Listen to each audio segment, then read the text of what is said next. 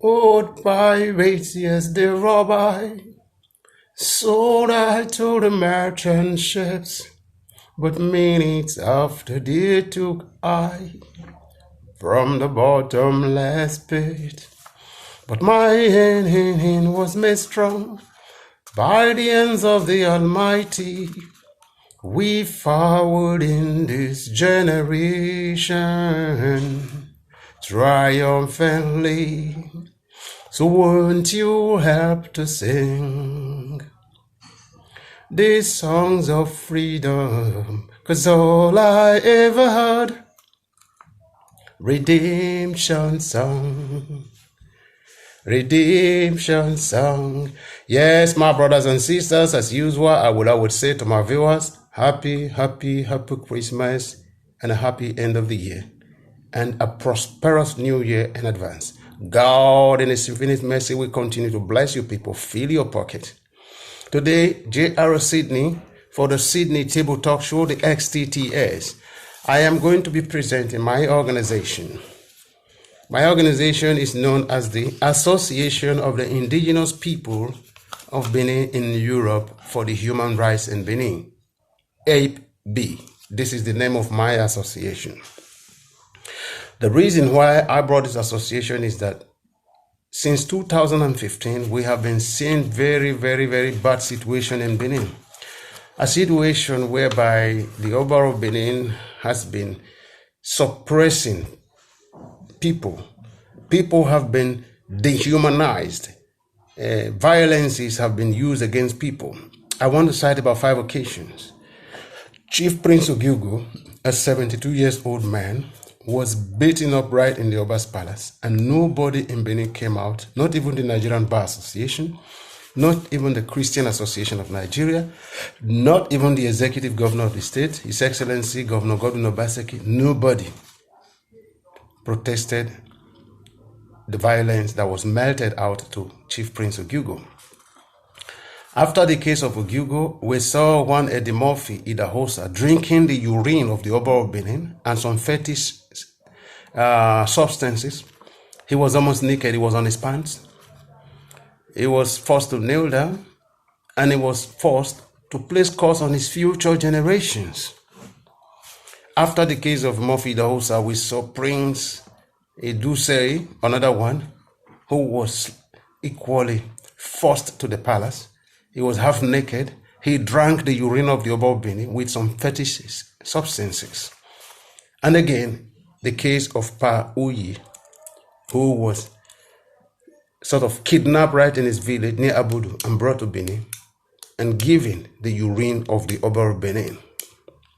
After that, Mrs. Alice Egbobawaye, a 92 years old woman, was adopted in her house at about 2 a.m. in the night by Tony Kabaka and some policemen. Her doors were brought down on one excuse. They said the son is dressing like the Oba of Benin because a man is dressing, therefore it is an offense.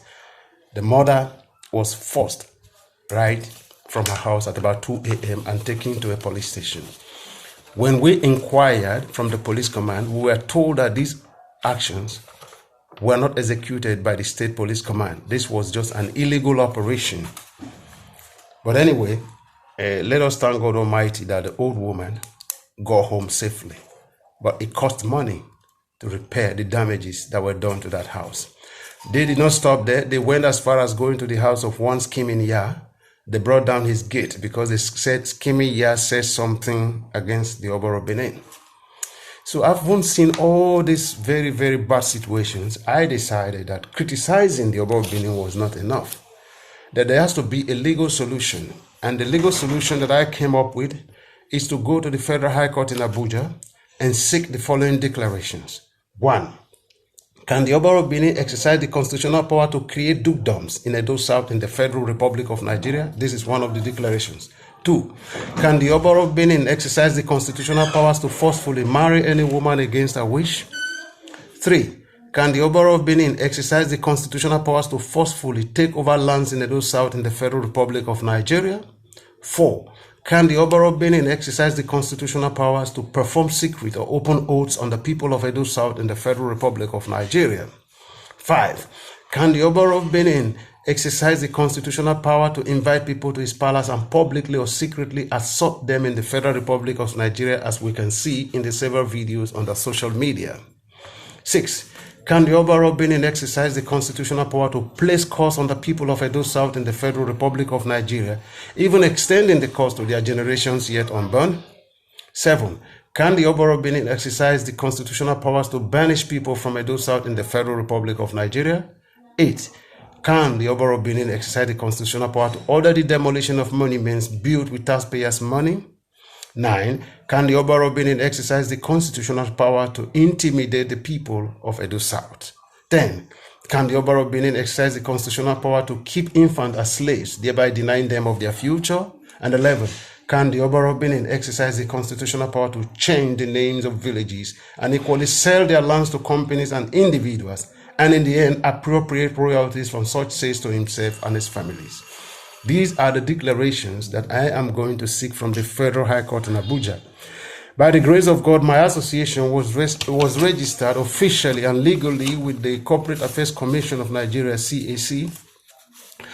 Brothers and sisters, I know this is December, but I want to appeal for donations. I need your help to file this case.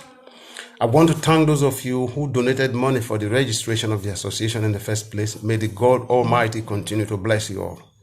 But my brothers and sisters, we are at the most important stage now, the stage of going to court. I want to take the Oba of Benin to court since the Edo State government has refused to limit his excesses. We want to go to the Federal High Court in Abuja and seek for all these declarations. Armed with these declarations, we will be able to distribute these declarations to the entire Edo South so that his powers can be curtailed. Thank you, brothers and sisters. Like I said, nothing is too small and nothing is too big. Kindly send your donations to us. After my video, I will be leaving information as to how you can donate to us. Thank you very much. On behalf of the Association of the Indigenous People of Benin in Europe for the Human Rights in Benin, I, as the president, Mr. Johnny Raphael Sydney, I want to say again, happy New Year and a prosperous New Year in advance. May God bless you all. Thank you.